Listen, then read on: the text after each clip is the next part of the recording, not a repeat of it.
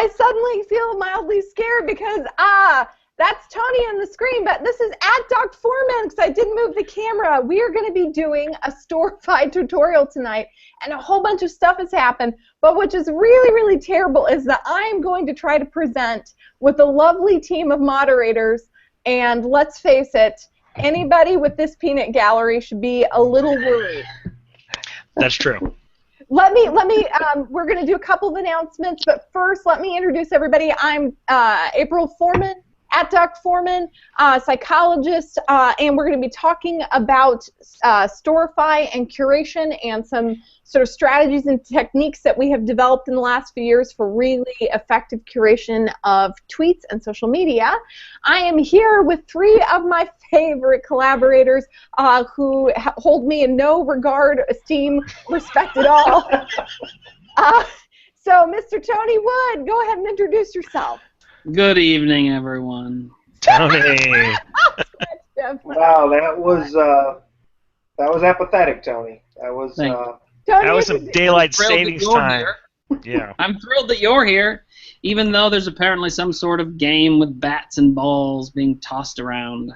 I know! The Royals are, so the Mets, okay, so folks, the Mets would have to have the biggest comeback since 1975 in order for the Royals to lose, and all Kansas professional sports teams sort of choke and die at the very last minute, so I'm expecting the Mets to have a historic victory. Tony, introduce yourself. It would be like a deal with the devil. It's messed up. Way to bring in the headwear. Happy Halloween a little bit late, everybody. It's like the real guests. I'll go back to my corner. All right. You've driven in from Bentonville. It's daylight savings. You're done. And then we have Dr. Jonathan Singer. Zing! Hey, y'all. It's Jonathan Singer, social worker, professor, author of Suicide in Schools, and founder and host of the Social Work Podcast. Very excited to be here. Thank you so much for including me as a commentator for tonight's discussion about Storify. Because I think you will be mildly less rude to me than Bart and Tony. This is true. This is so true. So, Zing, tell us a little bit about where you are working and where they can find Social Work Podcast, and then show us your hand. Yeah, exactly. So I'm an associate professor at Loyola University Chicago. I recently moved to the beautiful city of Evanston, and the Social Work Podcast, you can find it at socialworkpodcast.com. You can find it on Twitter at SOCWORK Podcast, and Facebook/SW Podcast. If you're wondering why I don't do SW Podcast for everything, it's because there is another podcast done by a school of social work, and they snatched up at SW Podcast before I had a chance to. So, yeah, no bitterness there. But speaking of anger, this is my hand. This is my knuckle on this hand, and this is my knuckle on this hand, and this is what happens in the wee hours of the morning out of frustration when you punch the floor instead of a pillow. And I highly recommend not doing that. There's really nothing else to say. But I stand by my advice that you need to go watch that new movie Creed when it comes out, and start like with your hand all bandaged up and start bawling furiously. There you go. That's my story. I feel like you have a holiday opportunity, and that's all I'm gonna say. Go ahead. Any excuse to go see a movie. I haven't seen a movie in years, so that's fantastic. Thank you. Or Star Wars. I mean, it's Rocky and Star Wars were out the last time you went, right? Well, yeah, that's actually true. Yeah, I remember being at a festival with my mom, and they were playing on the sort of the tinny loudspeakers the theme to Rocky, and I was like, what is that? And she's like, oh, that's the theme music to a movie that's out. And I was like, I want that. And so we actually went to the store. We bought the 45. Gonna Fly Now. So, yeah. And I can't. I just got to stop because the jokes are going to happen, and then Bart's really going to get on me. And let's give a big shout out to Carl Dunn, who's saying hi, because we're really dedicating this episode to Carl Dunn, who is the king of Storify. And then finally we have Bart Andrews. Dr. Bart Andrews, how are you? Happy Day of the Dead, everybody. And I think that a lot of people don't realize this is the real holiday for folks that get Day of the Dead. I've never celebrated Day of the Dead, but this show feels like it might be appropriate for Day of the Dead. Get you some gold and an altar and some offerings. Yeah, I mean, it's all good. Dia de los Muertos, right? Dia de los Muertos. Yeah, I don't know Spanish. I'm out of the loop. I don't know Spanish. Is that Muertos? Is that Spanish? Alberto. It's Day of the Dead. Dia de los Muertos. Beto. Wow, this got away from me really quick. I am Bart Andrews. You can reach me at Bart Andrews on Twitter. I work at the amazing Behavioral Health Response in St. Louis, Missouri. I'm excited about the Storify. I will disclose I've got my own personal opinion about which order Storify should occur in. I'm sure we'll talk about it. I know that everybody feels strongly about it. Yes, I will. I want to know if you have a strong feeling how we get you to not talk about it, Bart. Exactly. What are you saying? What I'm saying is there is a reason why you're on a moderator. That I can't talk about it, or you want me to talk about it? I'm confused. That no one can stop you. No one can stop me because it's important, April. That's right.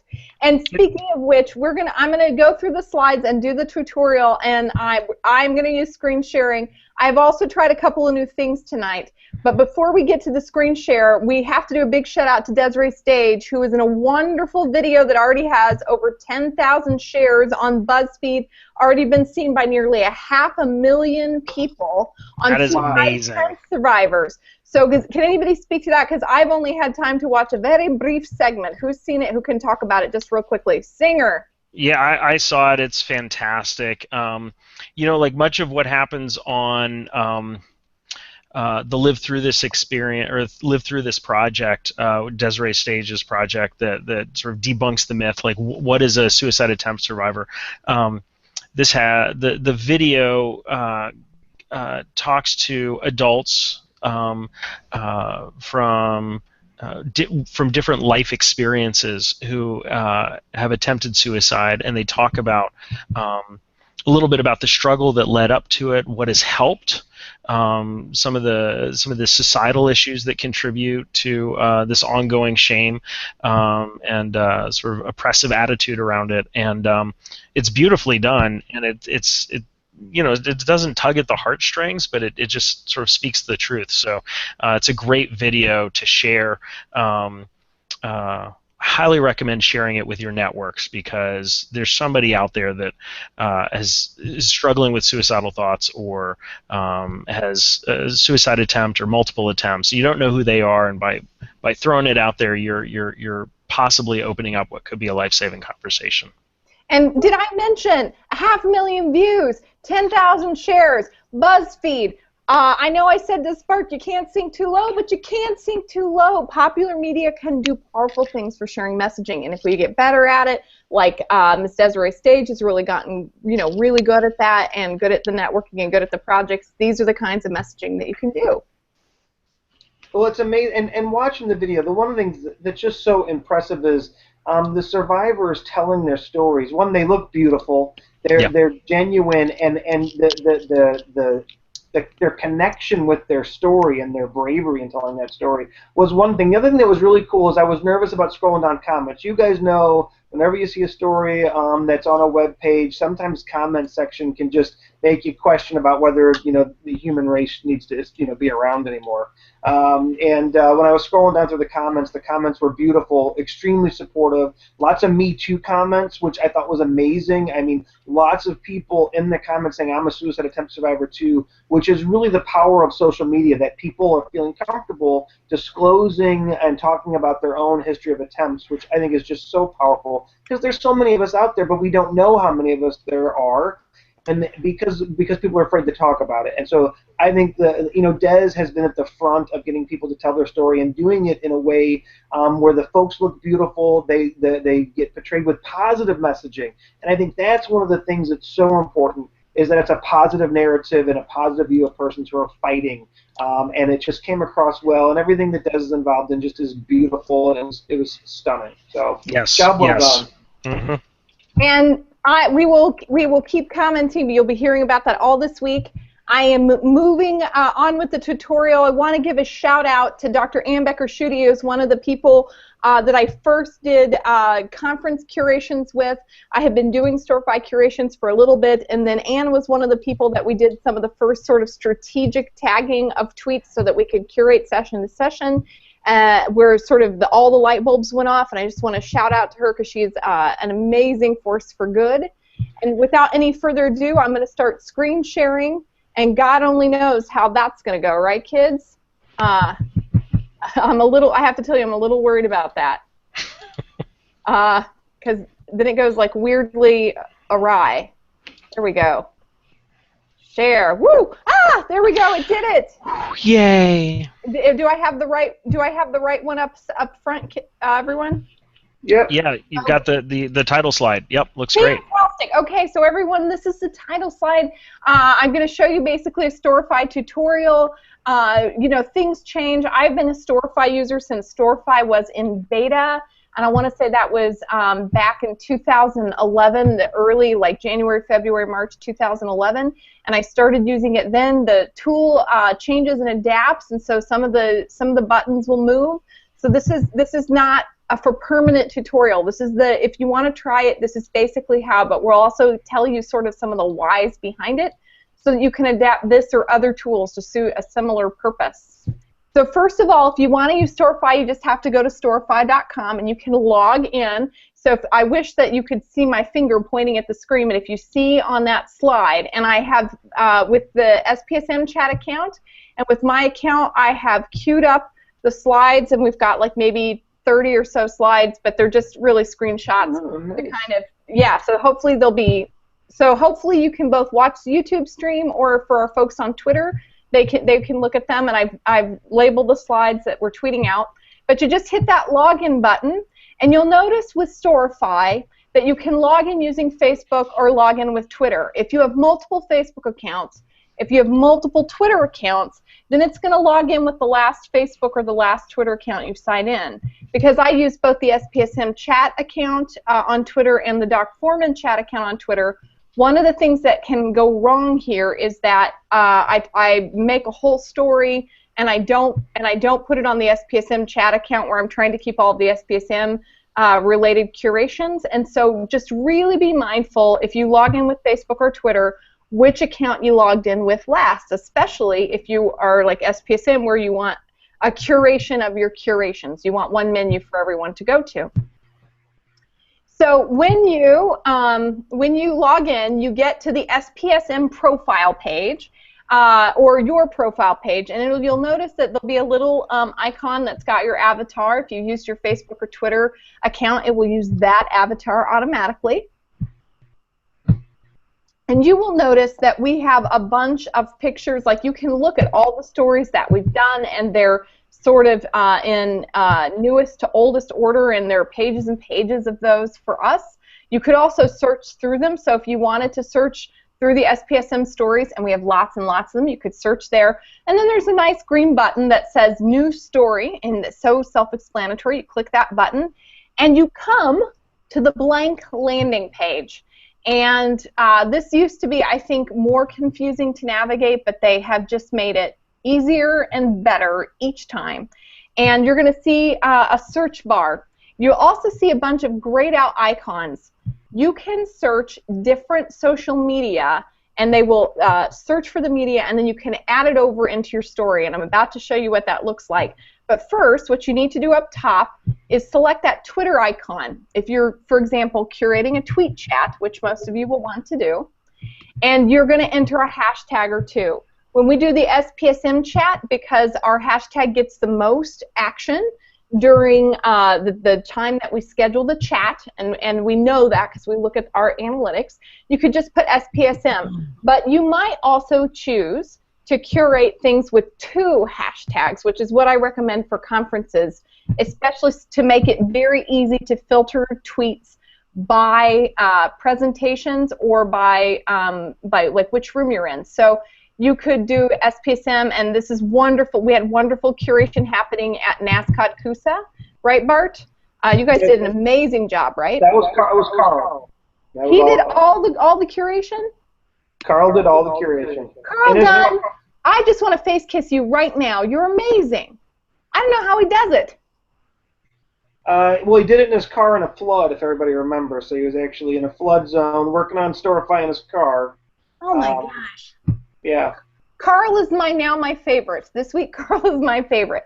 You can do like a conference hashtag, and you come up with a system at a conference, and you hope that there are conference folks running the social media so that they can assist people in a sort of loosely organized system for the secondary hashtag. It might be the name of the room number, it might be the name of the presenter, it might be a key term from the title. There are a lot of different systems that you might use, depends on what works best, but you filter by 2, and then you hit that little search magnifying glass, and it's going to give you a big list of tweets. It's going to give you 50 results, and you can drag and drop them. So you can literally point and click and drop only what you want, but that will take a long time. And it used to be that you could only select and do this 1 tweet at a time, and you had to drag and drop. And I used to curate Twitter chats like every week with the drag and drop method, like 1 tweet at a time. It's really difficult, but you don't have to do that now. They have it so you simply scroll down through all of those 50 results until you get to a button at the bottom that it says show more results, and you're going to click on that show more results and keep scrolling down until you get to the end. Either it's like we do it at the end of our chat, or you might get to where there are no more results with those 2 filters. Like there just are only so many with SPSM and Crisis DIR 15, and it'll say no more results. You can sometimes end up with that no more results if you lose bandwidth or if you lose connection, and then you sort of have to start all over. But usually it works out okay. That no more results usually means you've come to the end of your double search term. And then you can click add them all, which you can see at the top of all those tweets, 53 results, drag and drop the best ones, or add them all, which is a highlighted link. So if you click on add them all, look, magic! All of those tweets just pop on over to your Storify document that you are creating. And Zing, you did a wonderful cut and paste sort of explanation of Storify that you posted on the SPSM page. Can you explain that just a minute, what this really is doing? You mean what's, sorry. It's sort of like half blog, half curation tool. You sort of had that wonderful little disclaimer. Yeah. So, you know, one of the uses of Storify is not just for sort of dumping all of the tweets that might have happened for an event, but selecting some, and then you can add text boxes and comment, and you can add video from other places, so you can use all sorts of social media. And so it's really this sort of half blog, half archive kind of tool. Absolutely, and we'll show you where you can do some adding and selecting. But if you're just going to curate tweets, which is like something you might want to practice doing, and some of you might even practice with tonight's chat if you want to, or with a hashtag that's one of your favorites. Like, but you and then I'm going to have Zing sort of comment on how you do sort of more of an editorial one, because it's sort of you're making a document for a different purpose. Right. But once you get all of the tweets over that you want, then you can reorder by oldest first. Now, Bart Andrews disagrees. Bart, why do you like newest first? Okay, so one, the reason I like newest first, well, I think there's advantages and disadvantages to both ways.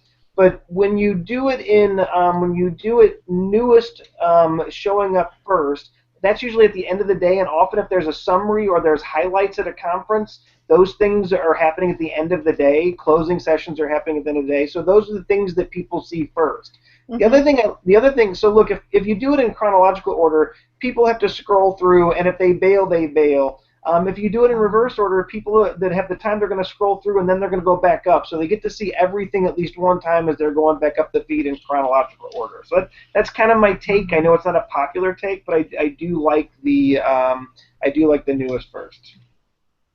We're having some troubles with the slides. Is that what I'm hearing? Yeah. Are you in presentation mode, April? I'm gonna come out. Am I back? Yeah. You're back. Were you using presentation mode? Yes, I was, but you can't use presentation mode. You've got to just scroll through the normal. I've done it wrong. Okay, see, this is why I have you, because you know things. While you're fixing that, I just want to throw out the argument for having them in sort of chronological order, oldest to first. So I when I look at a Storify, I like to see the how it started. Mm-hmm. And I really like to, I actually, for an event, I love seeing the tweets that happen leading up to the event. It adds a little bit of anticipation. Now, obviously, if you're tweeting out a single session, then that's not really an issue. But if you're doing a Storify for like a 2-day conference and you're trying to get everything in there, there's something great about starting out with everybody saying, "Hey, I'm on the plane, can't wait to get there," like the shots of the airport and the hotel, or like, "Oh my God, there are 3 Starbucks in the lobby. This is amazing." Right, Bart? Yeah, but it's never, the Starbucks is never open when I actually need the Starbucks to be open. So that's the problem. It's the closed. It's the pictures of the closed ones. Yeah, that's. So anyway, that's my preference, and maybe it's because this sort of the linear nature of my thinking, but I really like from oldest to newest. And so the good news is that you can absolutely curate them the way that you prefer.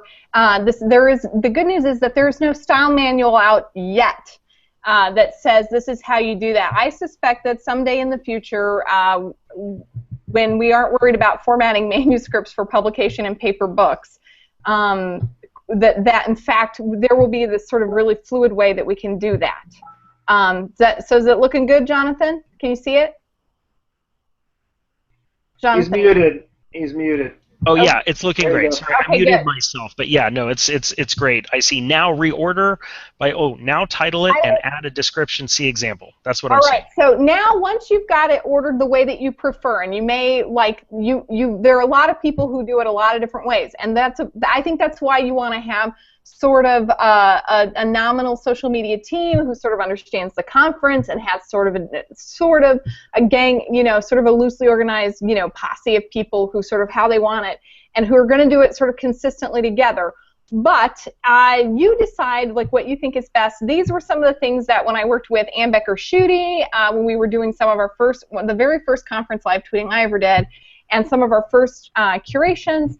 And then when I was doing curating Hicksum chats, and when I curate, and I've talked with Tony, we have a really specific way that we title things. And I'm going to zoom in so you can see.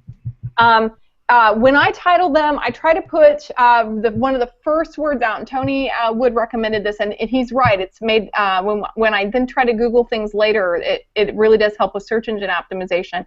I put the subject. Made it up. What? I'm sorry? I totally made it up.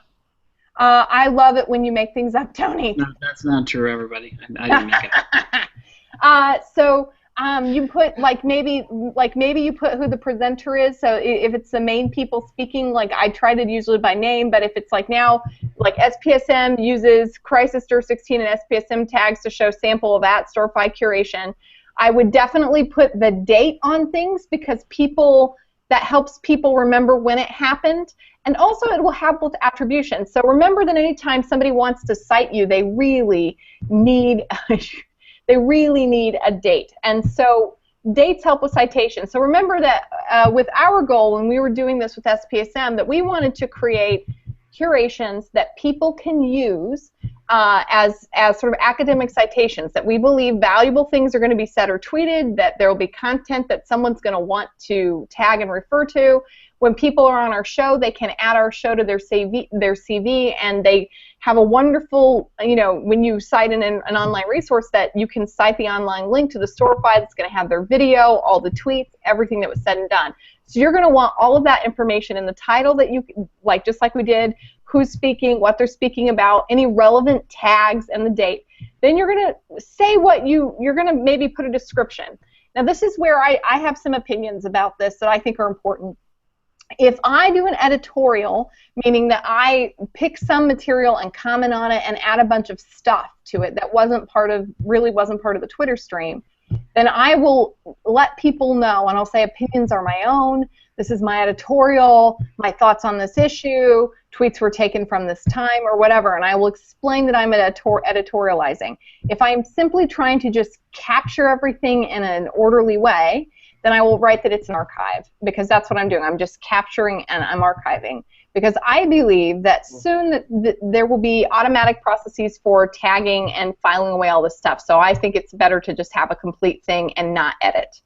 You will have different opinions. Anybody on the moderating panel have any thoughts about what you should put in this title and description? No thoughts? No. I like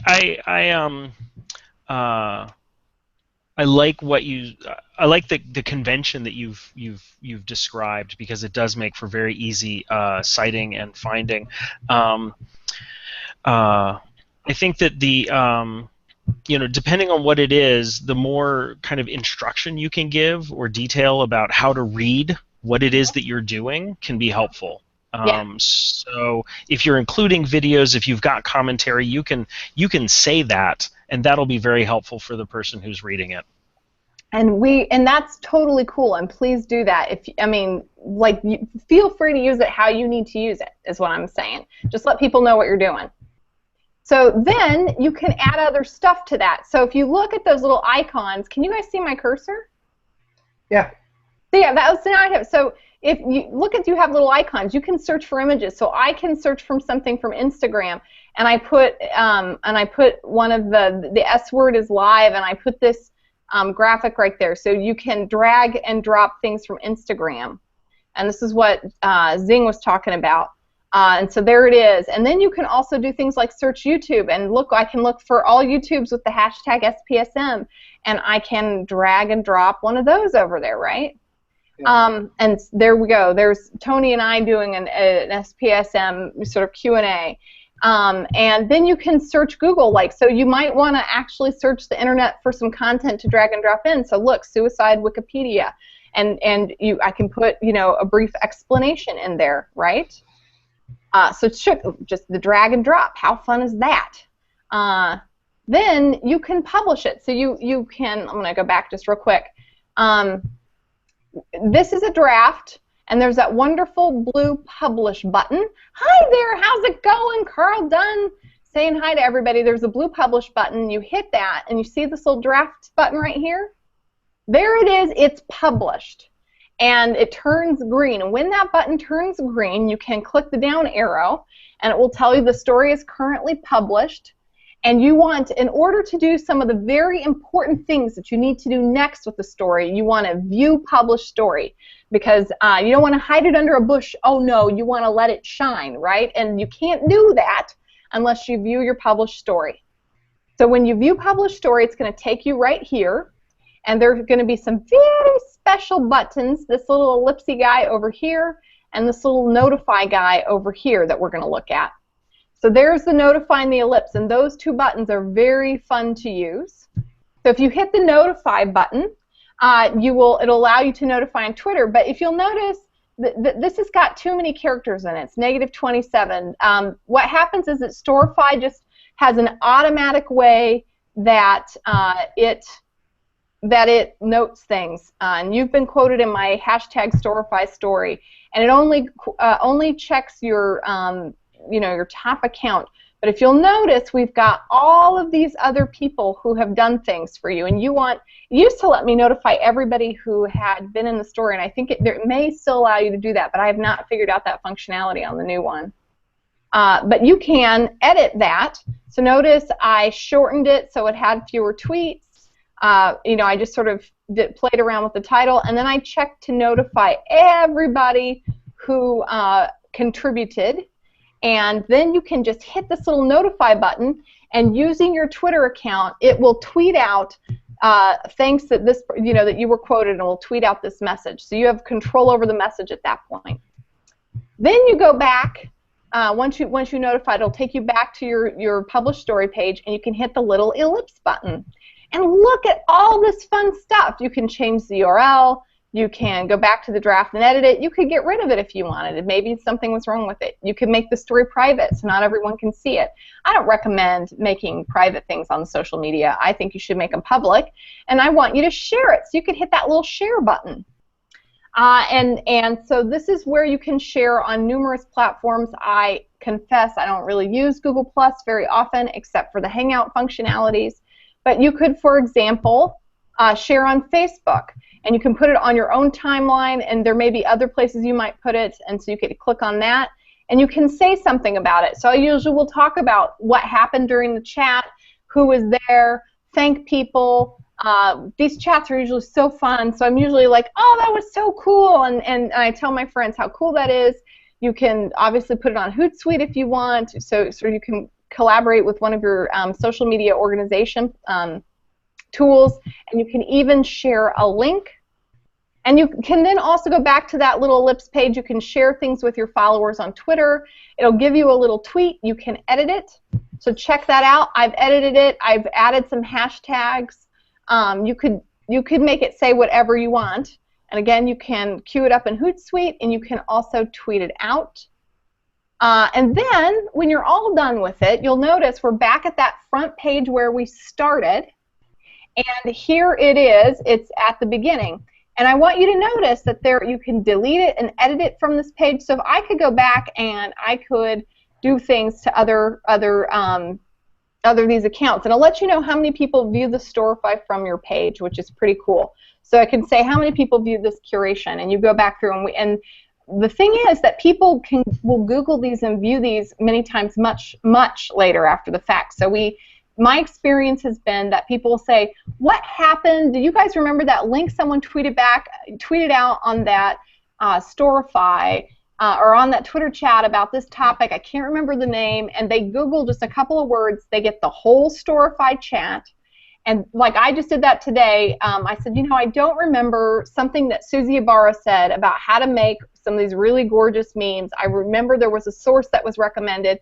I Googled her last name, at hashtag SPSM, the word Storify, brought me right to the Storify. I scrolled through the archive. I found the resource that was cited. It took me just seconds, and then I was in business. And this is where you can control and manage that page, and it lets you know how many stories. SPSM chat has 131 stories now, 27 followers. I don't know that I worry about who I'm following or who's following me, because I just sort of use the links. And then look, if you look more closely at this, you can go to someone's page, select to someone's account. Oh, you were following me? Oh, Jack Lumen, you are so cute, and I love you. All the hugs. That was such a sweet tweet. So you can share right here. You can look. You've got a little heart. You can like it.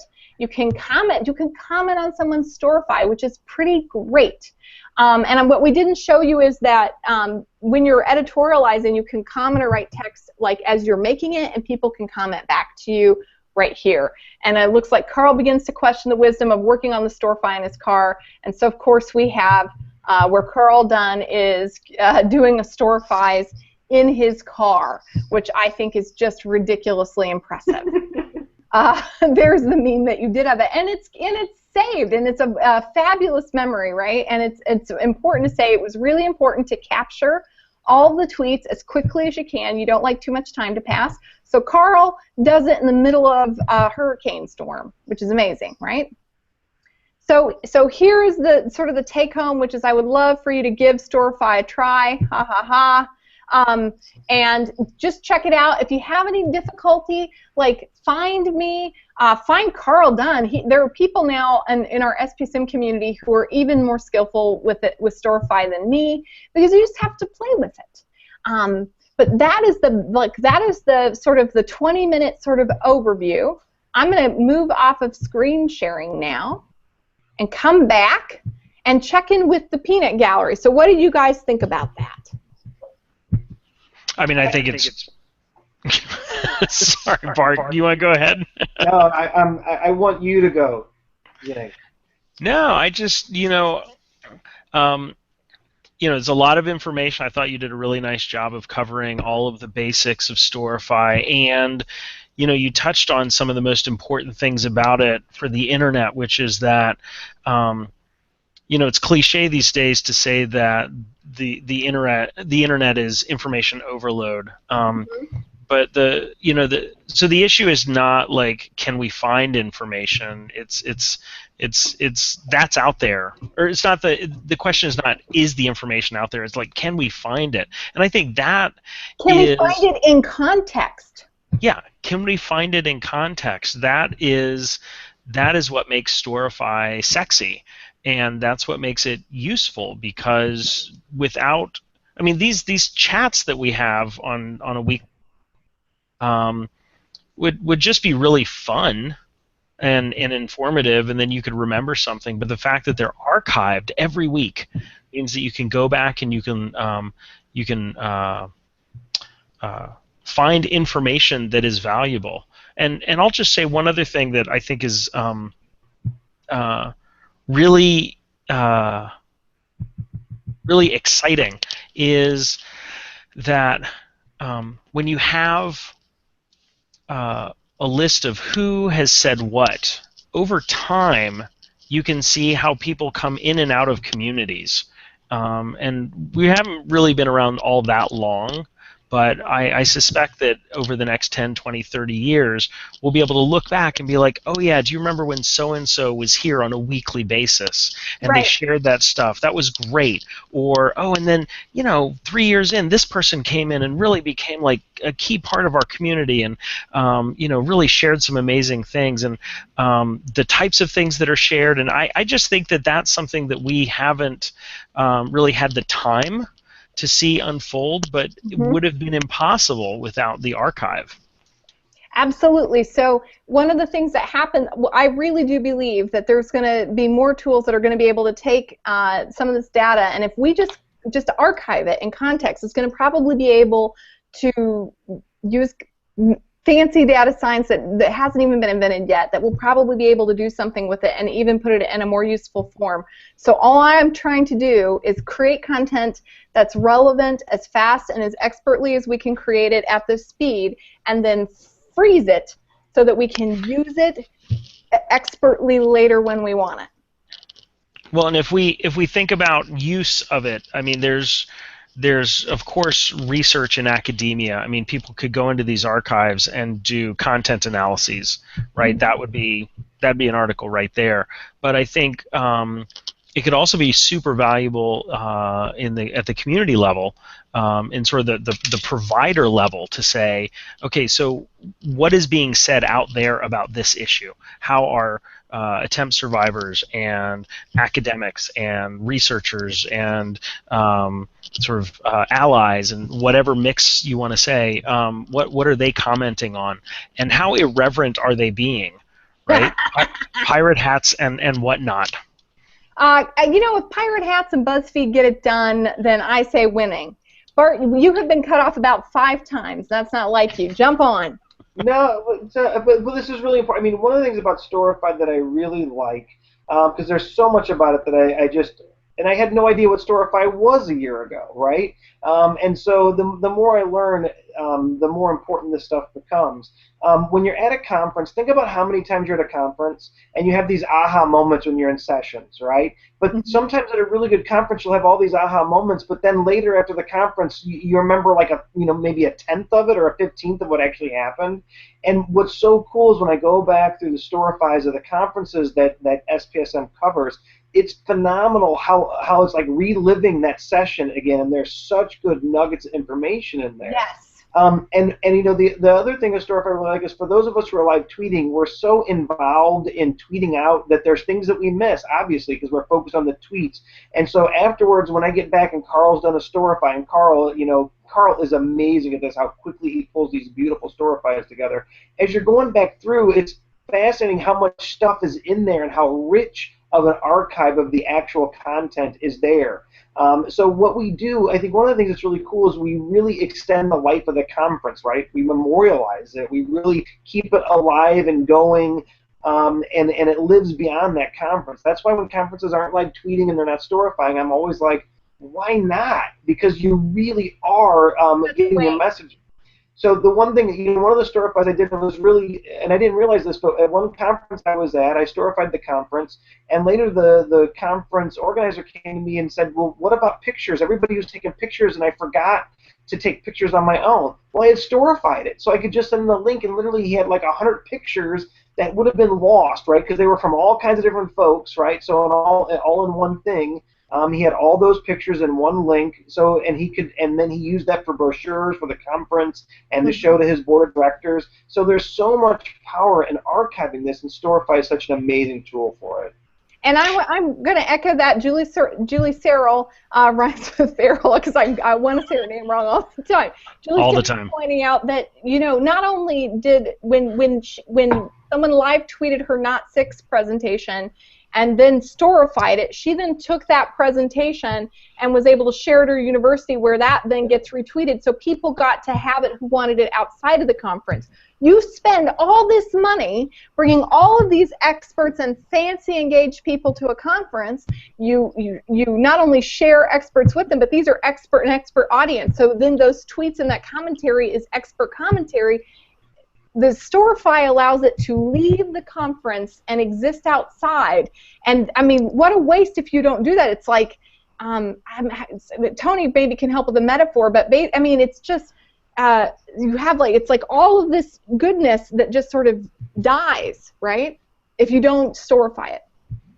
Yeah, and, I mean, one of the things in watching the build-up to the show today, Sean shared a story he did leading up to a conference in Australia, right? They were joking around on what time is it in Australia. So here in this exchange of about 20 back and forth between accounts was this fun and really creative social engagement around what time is in Australia. And so it's this really short storify. It's adorable. And you got to see all these people from all the world connecting about something as silly as what time is it in Australia, right? Mm-hmm. So you can use it for all these really different reasons. The other thing that I really like about Storify is that not only is the content there, but you get to see all the people who are involved in that content, right? And I think, Zinger hit on this, that you get to see the faces in the accounts and their impressions of the information. So it's a much deeper learning experience when we Storify, right? It enhances it, it magnifies it, and it creates deeper connections with the information.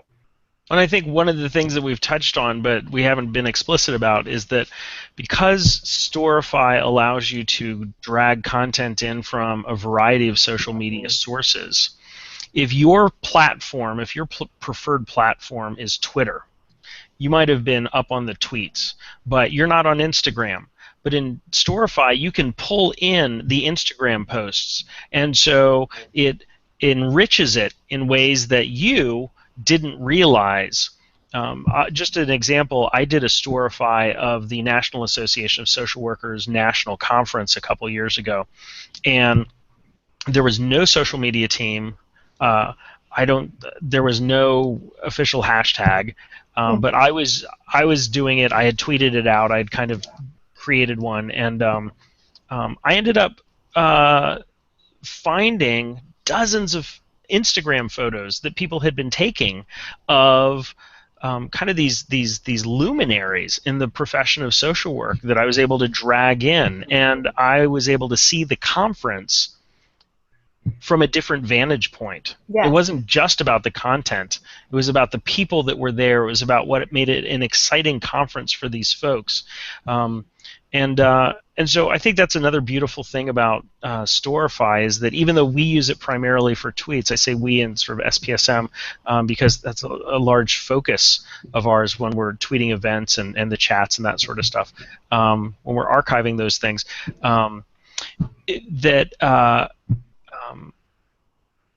everybody has their own preferred social media platform. And as long as everybody is using a shared hashtag, then you can drag in all of the important content from that for a very rich 360 archive. Just a quick break to let people know, it looks like when I loaded the slides in Hootsuite, it only lets you load in sort of 5-minute increments, and I loaded them in order, but it has sort of every little bundle of 5, because I really wanted them to load out 1 every minute, has been sort of mixed around. They are numbered, but if you go to spsmchat.com, the PowerPoint is there, and although some people they're not compatible with downloading the PowerPoint file from there, you can get it. If you guys contact me, I'll give you an email, and I will email you the PowerPoint. They're just screenshots, about 30 of them, that will just sort of walk you through a basic curation. Sorry, just a little bit of housekeeping. A lot of folks are talking about Julie Sarah rhymes with Farrell says, so say I'm in charge of a conference. Why would I want it curated instead of only paid people watching it live? So Julie says, why give it away for free? Nobody wants the cow if you give away the milk for free, right, Julie? So, can I throw that out there? No. So why give away your content for free? You know, why would people pay to go to your conference if you give away the curations for free? She's basically saying. All right, so let me just respond to that, which I think is a great question, Julie. There is no substitute for being face-to-face with somebody. So if you are afraid that you're going to be giving away the trade secrets, then you're probably thinking too highly of yourself, right? That's Julie Sarrell's problem usually. Is it's too much hubris. That's Sarrell. Yeah, well, I know that Julie is totally asking this question because this is her perspective on things, and she's just putting it out there. I think she's pitching us a softball. She's totally pitching us a softball. No, but I think the thing that's most important about conferences, especially academic conferences, is that we are there to share information that we have spent a long time, many hours of arguing with IRB, of dealing with recruiting participants, of sort of haggling with our statisticians about writing things up, and we know one thing from a 2-year project, and we're desperate to get that one thing out there, and we go to present, and there's 6 people in the audience.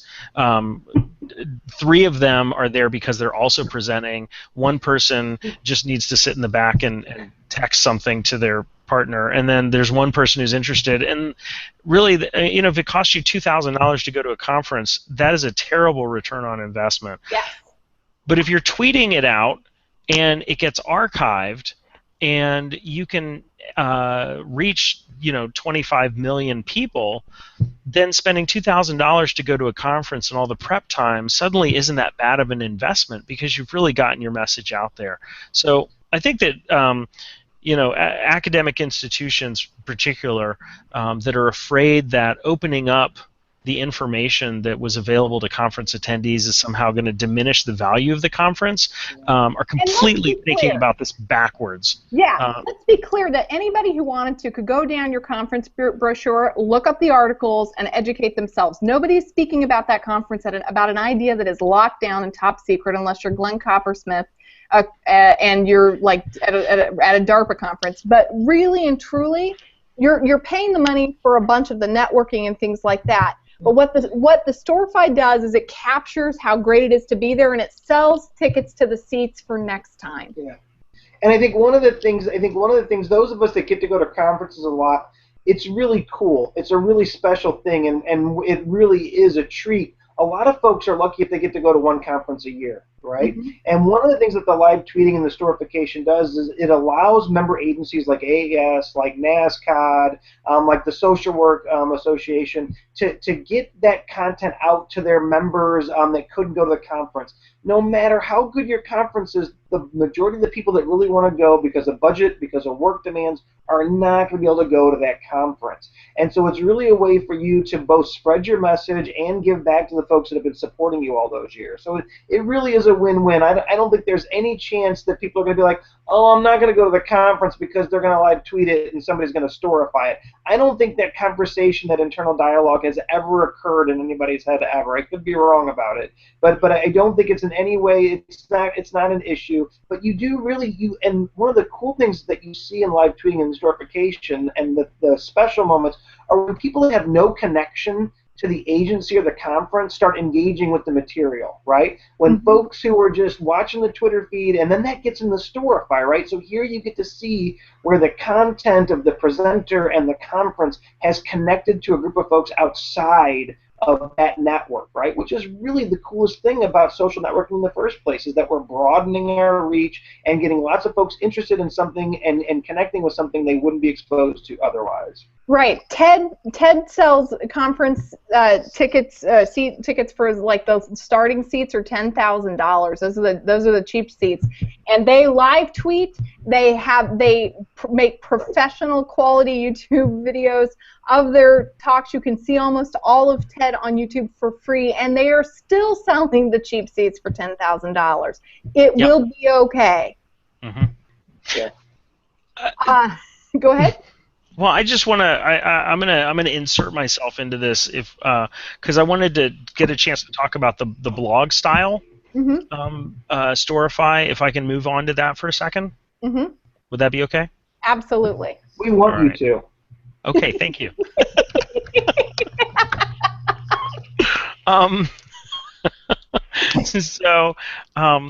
I just tweeted out a link to a blog-style storify that I did about 3 years ago, and this was after the Boston Marathon bombing.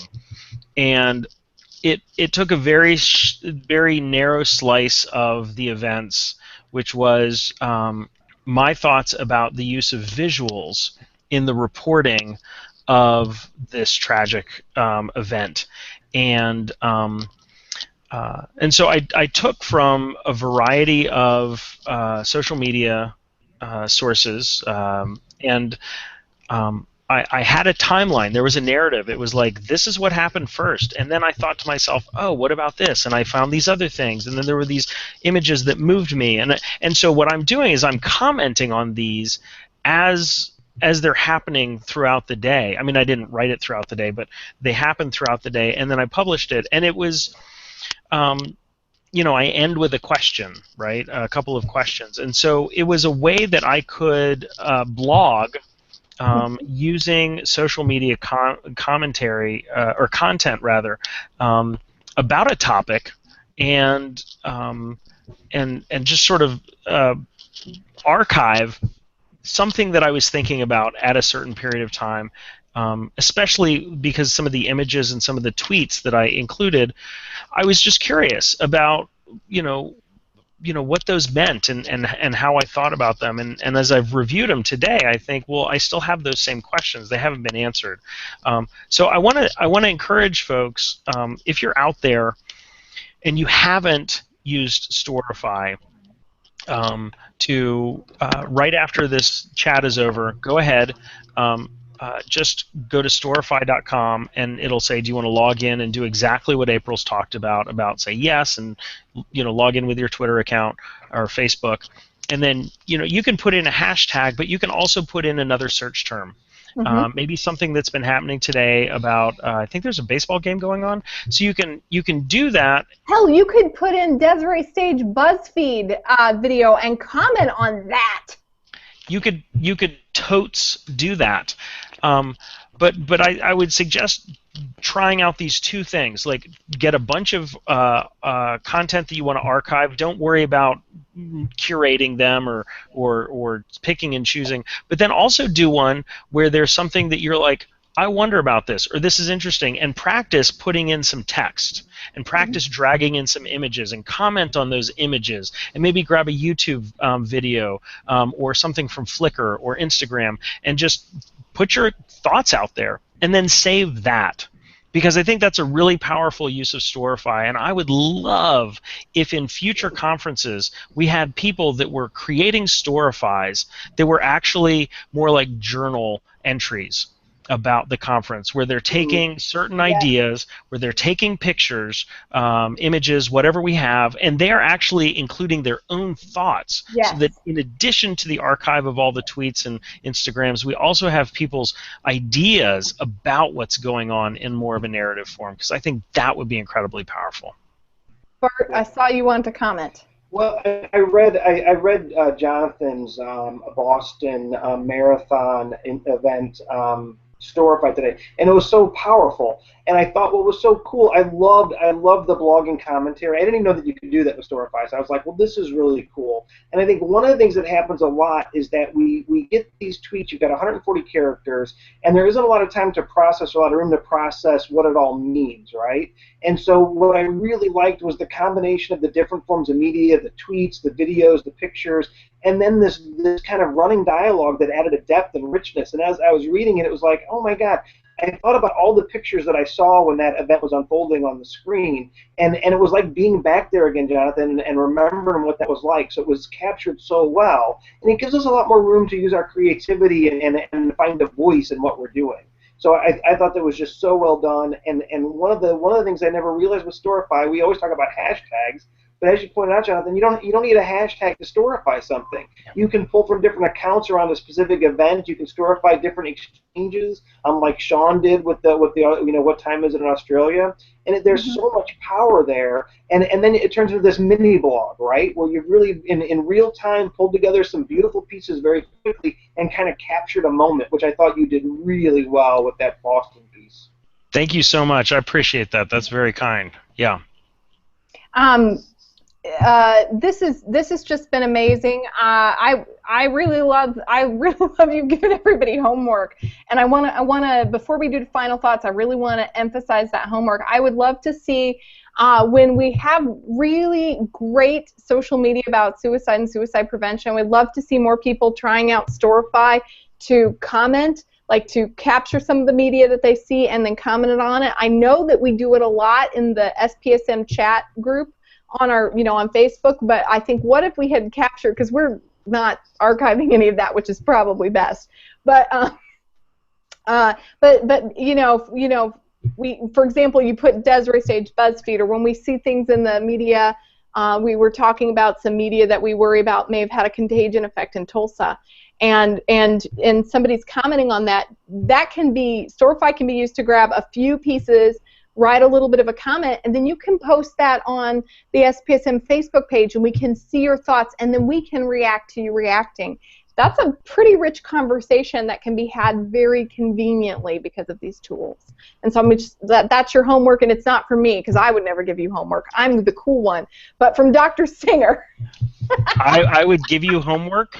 And I would say that I would grade it on time, and I would probably be a little late in doing it. But I would only do it because I think it would help you achieve your goal of feeling a sense of mastery over the crush of information that is out there on the internet.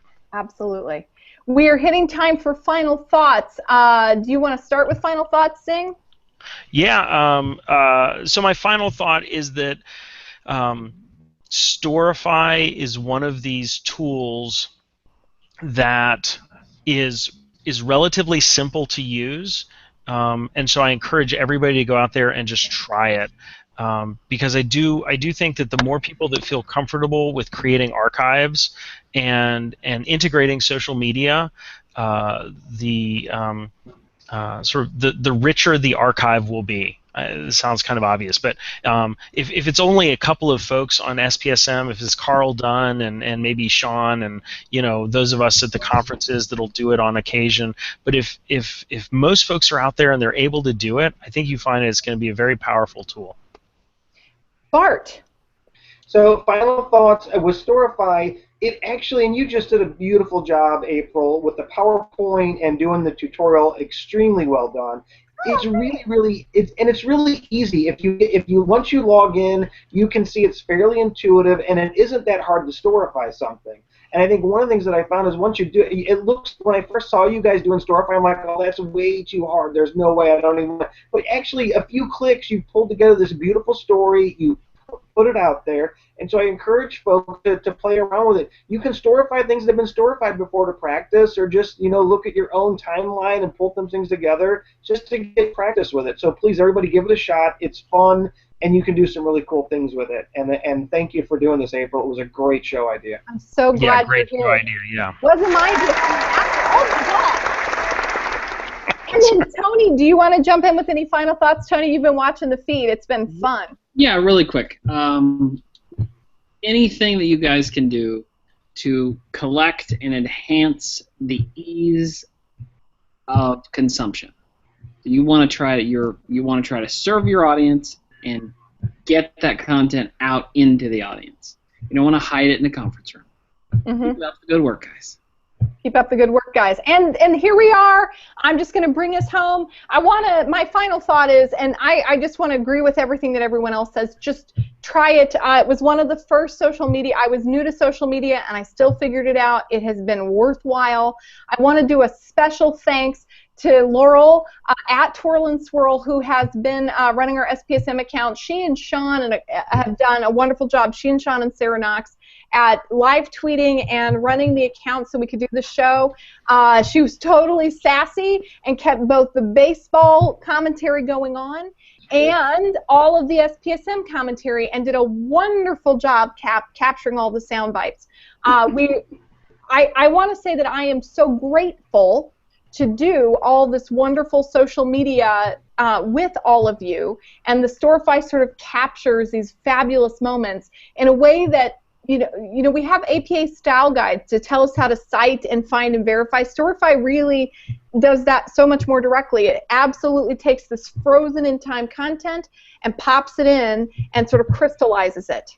And so we are really creating, I think, the academic journals of the future. So, like, go be the first.